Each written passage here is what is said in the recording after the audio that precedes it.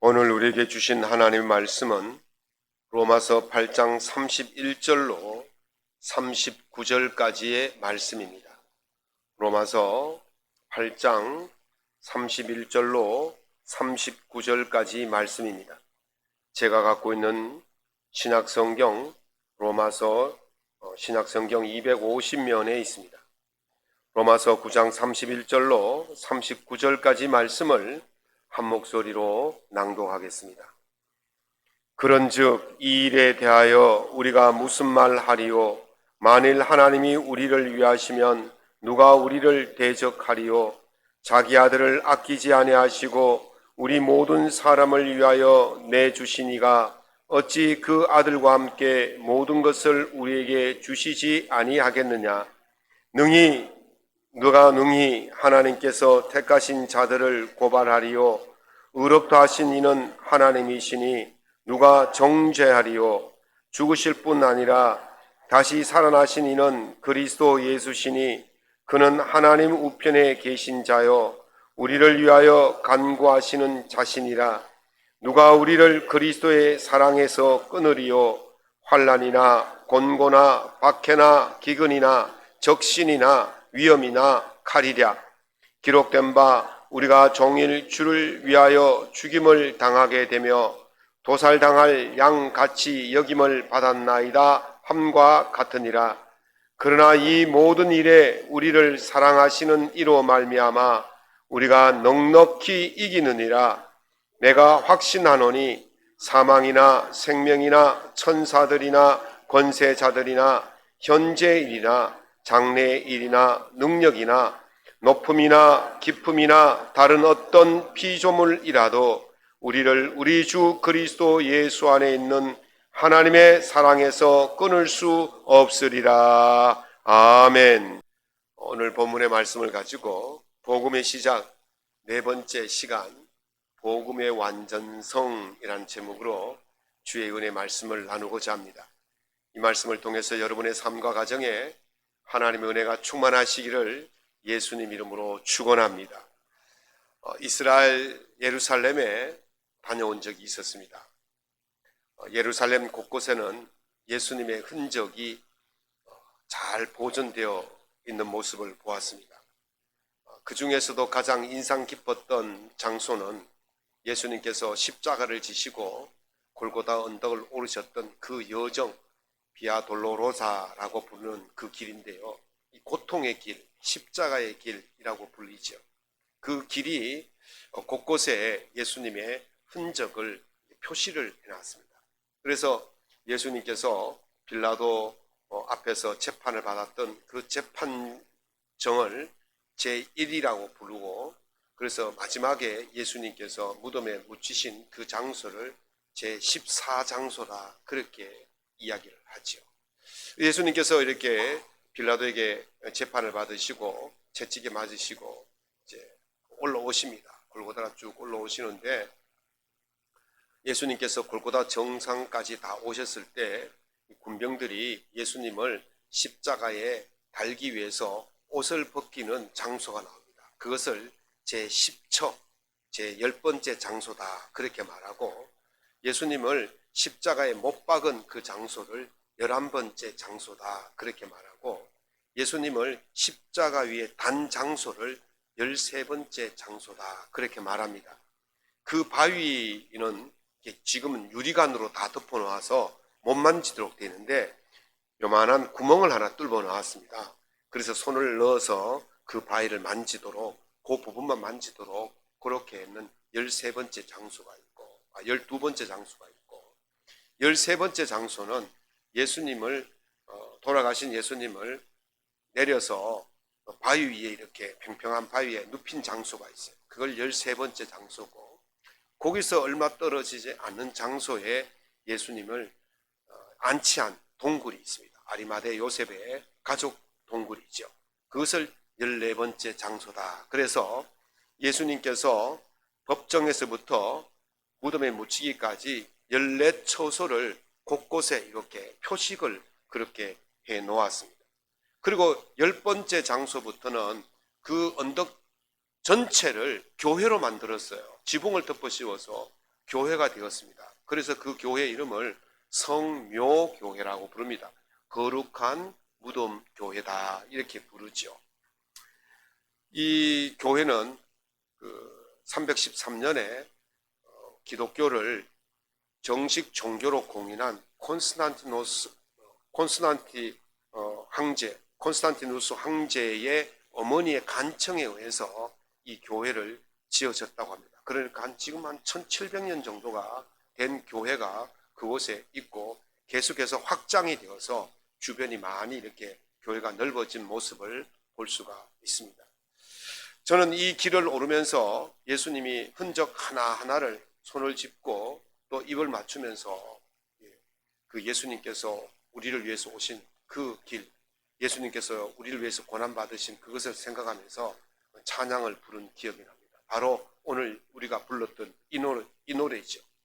나를 위해 험한 산길 오르신 주님, 걸음마다 크신 사랑 새겨놓았네. 나를 위해 십자가에 오르신 그 발,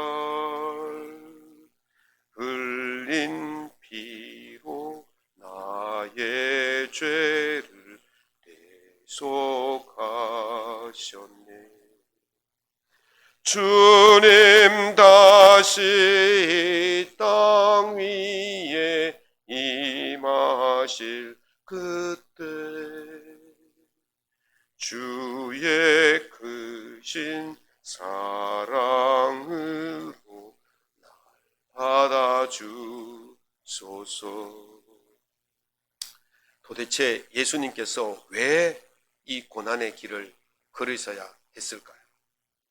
우리를 사랑하시되 끝까지 사랑하시겠다는 그 하나님의 약속, 우리를 버리지 아니하시고 영원한 형벌에서 구원하시겠다는 그 하나님의 약속, 우리를 고아처럼 버려두지 아니하시고 다시 오시겠다는 그 하나님의 그 약속을 이루시려고 십자가 그 고난의 길을 걸으신 줄로 믿습니다. 예수님께서 행하셨던 그 행적 하나하나에는, 예수님께서 머무셨던 그 거처 하나하나에는 우리에게 약속하셨던 그 약속을 성취하기 위한 흔적이었습니다.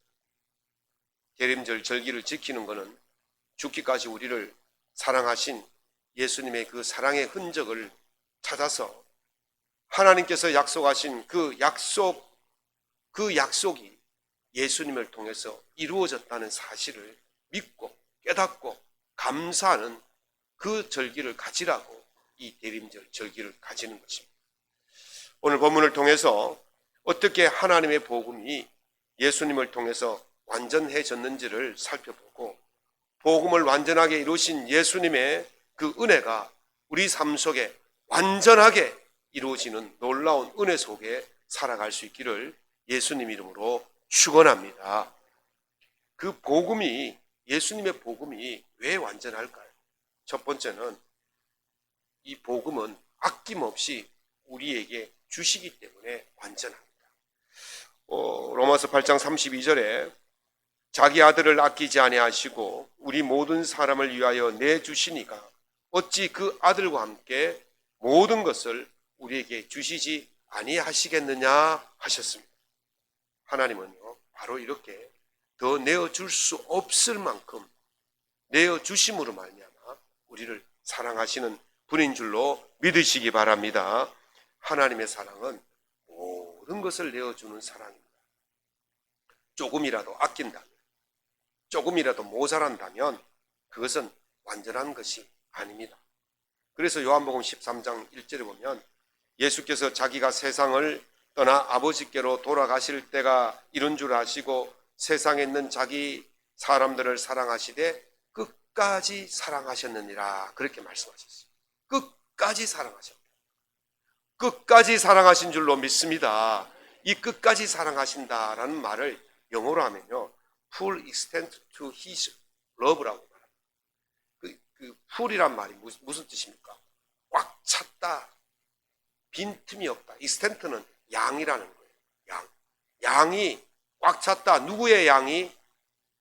예수의 사랑의 양이 꽉 찼다는 거예요. 빈틈이 없다는 거예요.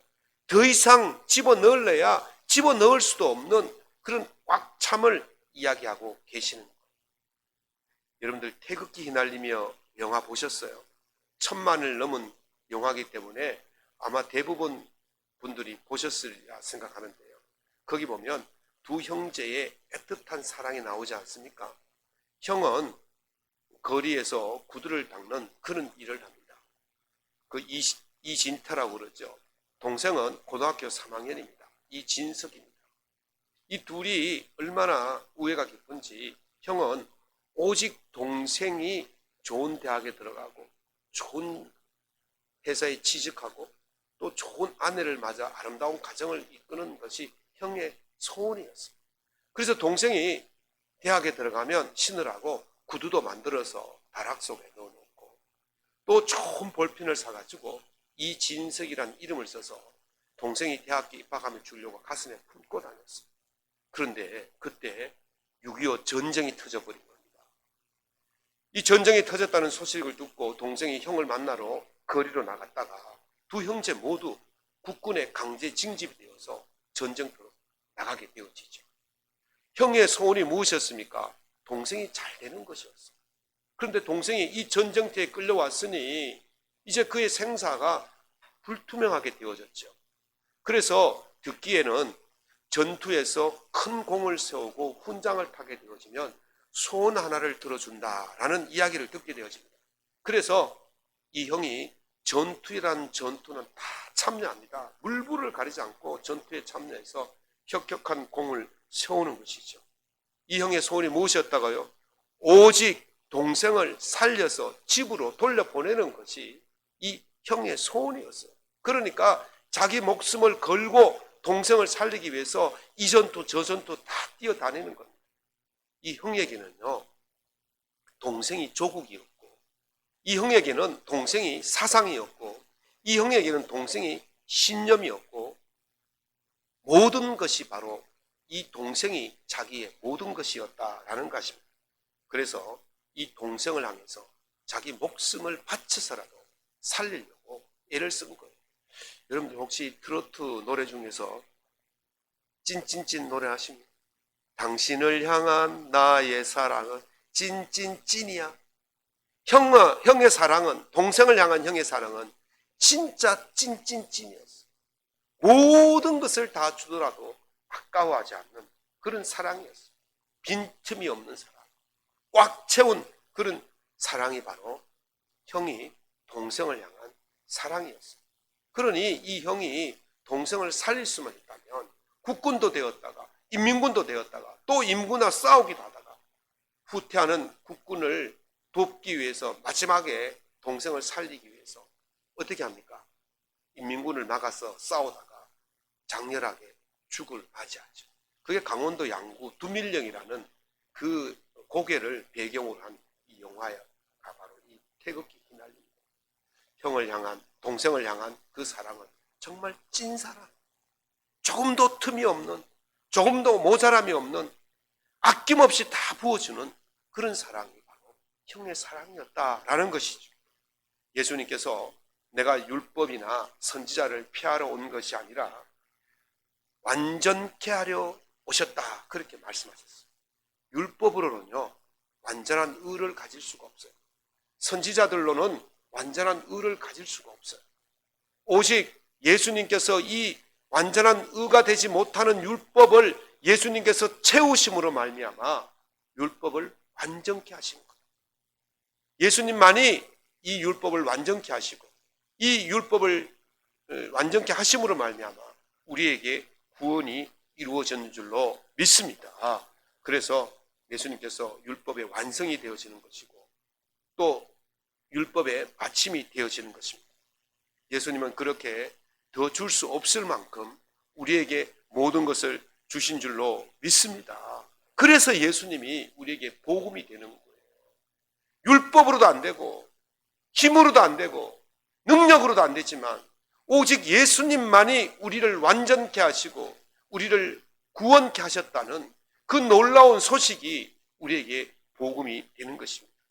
더 줄 수 없을 만큼 우리를 사랑하시는 예수님의 사랑을 통해서 복음을 완전하게 만드시고 우리에게 구원을 허락하시는 예수님의 그 완전한 사랑이 우리에게 차고 넘치시기를 예수님 이름으로 축원합니다. 복음이 왜 완전하냐? 두 번째는요, 끊을 수 없는 사랑이기 때문에 완전합니다. 35절을 보면요, 누가 우리를 그리스도의 사랑에서 끊으리요? 환난이나 공고나 박해나 기근이나 적신이나 위험이나 칼이랴. 우리를 사랑하시는 그 하나님의 사랑은 무엇으로도 끊을 수가 없대. 여기 적신이란 말은 벌거벗을 적자에 몸신자에, 그러니까 벌거숭이란 말이에요. 헐벗었다는 말이에요. 우리가 비록 헐벗는 존재라 할지라도 예수님은 우리를 버리지 아니하신다는 것입니다. 성경 가운데서 하나님의 사랑을 가장 잘 표현한 성경책이 호세아서예요. 호세아란 말은 여호와는 구원이시다 이런 뜻이거든요. 구약에서는 이 이름과 같은 이름이 여호수아예요. 여호수아도 하나님은 우리를 구원하시다 이런 뜻이죠. 신약에서는 누구일까요? 예수입니다. 예수란 뜻은 우리를 구원하시다 이런 뜻이에요. 그래서 호세아, 여호수아, 예수아 이 말은 다 같은 뜻이에요. 어쨌든 이 호세아서는 하나님께서 이스라엘 백성을 얼마나 사랑하시는지를 보여주는 내용이 나와요. 이스라엘 백성들이 타락했지 않습니까? 하나님을 배반했지 않습니까? 우상을 섬겼지 않습니까? 그래서 하나님께서 이 이스라엘 백성들을 쳐서 멸할 수도 있는 그런 상황이었어요. 그런데 하나님께서 이 호세아 선지자로 하여금 타락한 고멜과 혼인하라고 말합니다.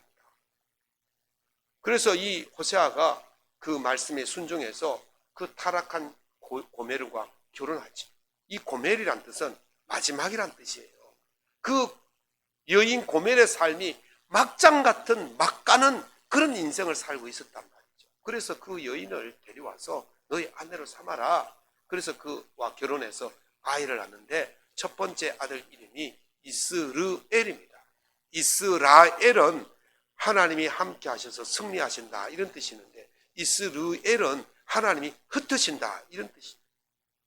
그러니까 이스라엘 너희들을 내가 함께해서 늘 승리하도록 만들어 주는데 너희들이 패역하고 반역했으니까 이제 너희들을 내가 지키지 않겠다. 너희들을 이제 내가 흩어버리겠다. 이런 뜻으로 이스르엘이라고 지었다고 그랬죠. 두 번째 딸을 낳는데 이름이 로르하마예요. 그 르하마란 뜻은 국률이 여기다 이런 뜻이 있어요. 그리고 로가 앞에 붙어 로는 아니다, not, no 이런 뜻이에요. 그러니까 아니다가 붙으니까 뭡니까? 국률이 여기지 않겠다 이런 뜻이에요. 이제 너희들을 내가 국률이 여기지 않겠다. 세 번째 아들을 낳았는데 이름이 로암미예요. 암미란 말은 내 백성 이런 뜻이거든요. 그런데 로가 붙었으니까 아니다가 붙었으니 뭡니까? 내 백성이 아니다. 이 세 이름을 연결해 보면 어떻게 되냐면 이제 내 백성이 아니기 때문에 내가 국률이 여기지 않고 너희들을 흩어버리겠다. 이런 뜻이 있는 거예요. 완전히 버리시겠다는 거예요. 하나님께서 얼마나 속상했으면 이제 너희들 내 자식 아니야. 호족에서 파버릴 거야. 그렇게 지금 말씀하고 있는 것이죠. 하나님은요, 작정하시면 반드시 이루십니다. 하나님은 인생이 아니니 시건치 아니하시고 사람이 아니니 그 하신 말씀을 어찌 이루지 아니하시겠느냐 그랬잖아요. 그러니까 하나님은 이 거짓말을 못 하시는 분이에요.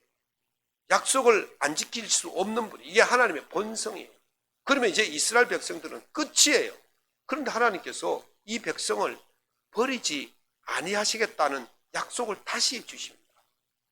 하나님의 본성에는요, 또 다른 본성이 있는데 그게 뭐냐면 바로 사랑의 본성이에요.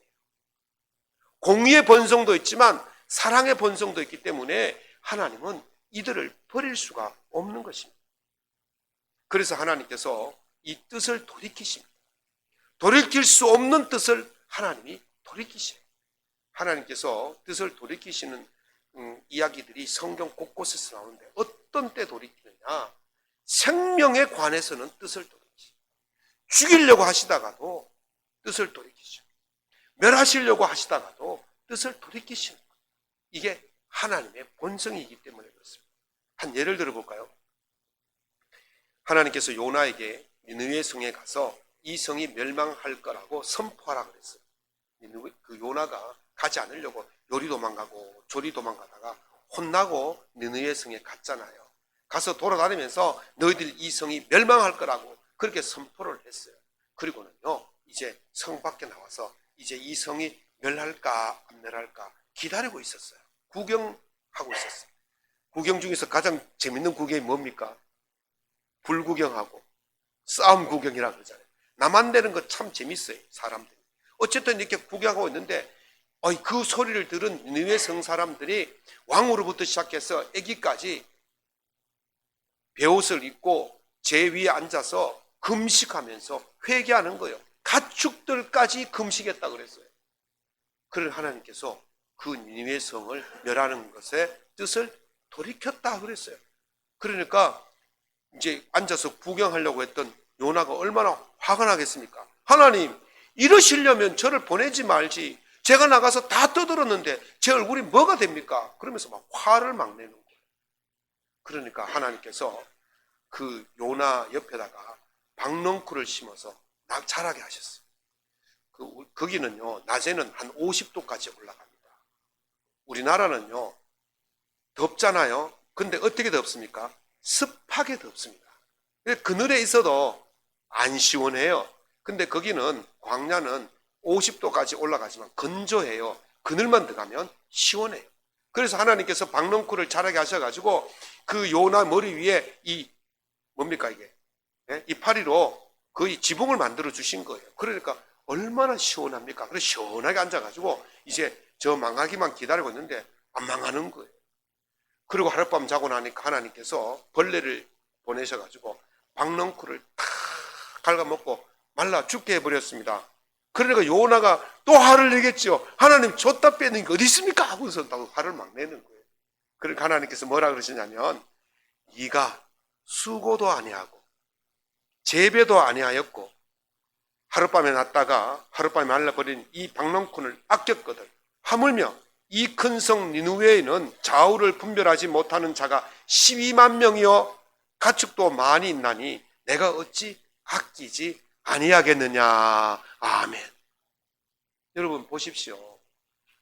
저 백성들 곧 죽여도 시원찮은, 멸해도 시원찮을 그 백성들이지만 그 생명을 소중히 여기시기 때문에 하나님께서 뜻을 돌이키신 줄로 믿습니다. 하나님은 이스라엘 이 고멜처럼 타락하고 배반하고 불렀다 놓으면 떠나버리고 불러다 놓으면 떠나버려도 그래도 다시 값을 주고 치루시고 다시 데려와서 내 백성 삼는 거예요. 그래서 하나님께서 다시 불러오고는 그 자녀들의 이름을 바꾸어 주십니다. 내가 흩어버리겠다는 이스르엘에서 다시 내가 너희들을 모으겠다. 그렇게 이름을 바꾸어 줍니다. 그리고 루하마에서 로자를 떼버립니다. 그러면 루하마가 되는데 뭡니까? 국률이 여기겠다. 로암미에서 로자를 떼버립니다. 너희가 내 백성이다. 그렇게 말씀하십니다. 다시 합치면 뭐가 됩니까? 너희는 내 백성이고 내가 국률을 베풀어서 너희를 다시 모으겠다. 그렇게 약속해 주시는 것입니다. 하나님께서는 생명 사랑에 있어서는 양보가 없는 줄로 믿습니다.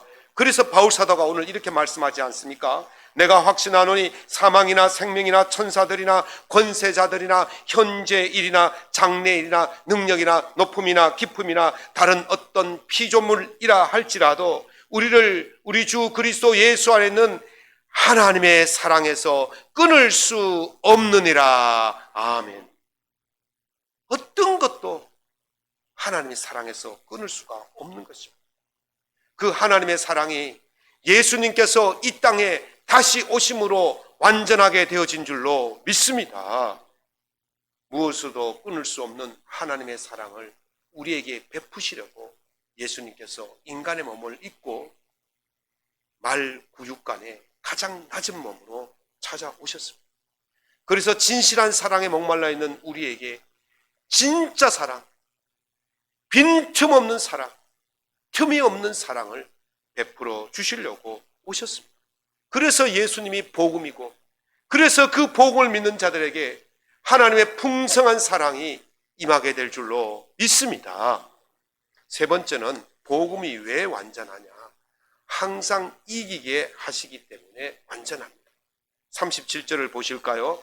이 모든 일에 우리를 사랑하시는 이로 말미암아 우리가 넉넉히 이기느니라. 아멘.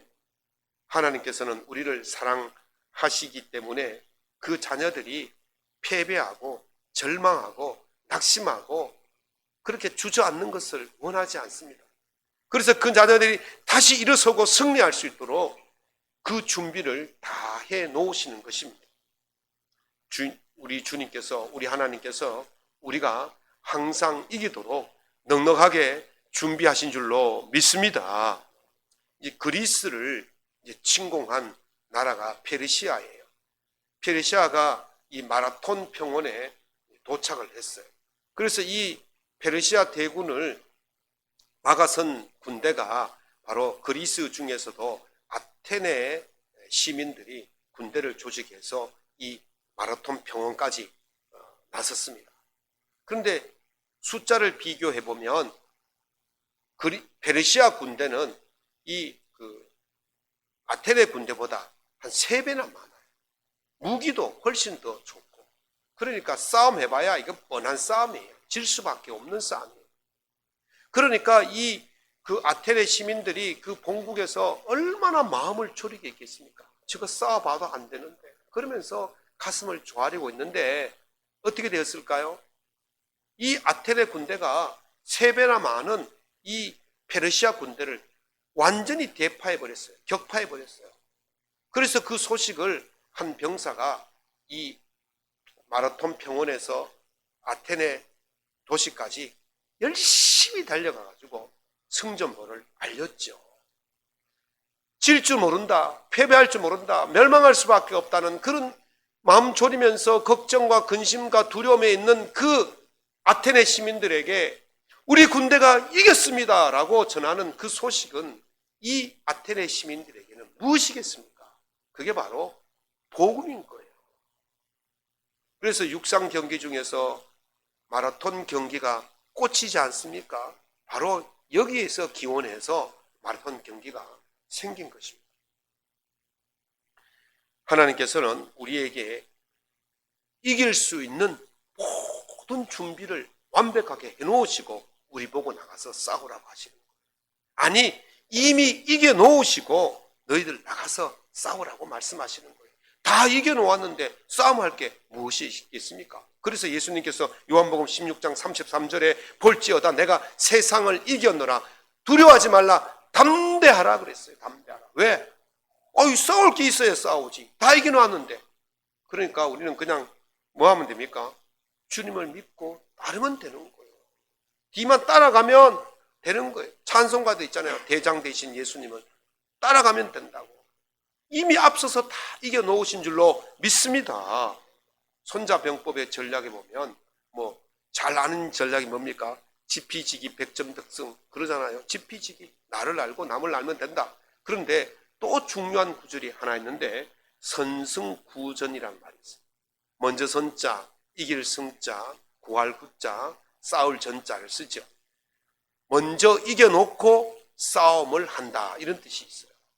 그래서 손자가 뭐라 그랬냐면 이기는 사람들은 항상 이길 준비를 다 해놓고 이길 수밖에 없도록 해놓고 싸움을 구한다 그렇게 말해요. 그러나 지는 사람들은 먼저 싸우고 나중에 승리를 구한다 그랬어요. 그러니까 싸워봐야 승리할지 안 할지 알잖아요.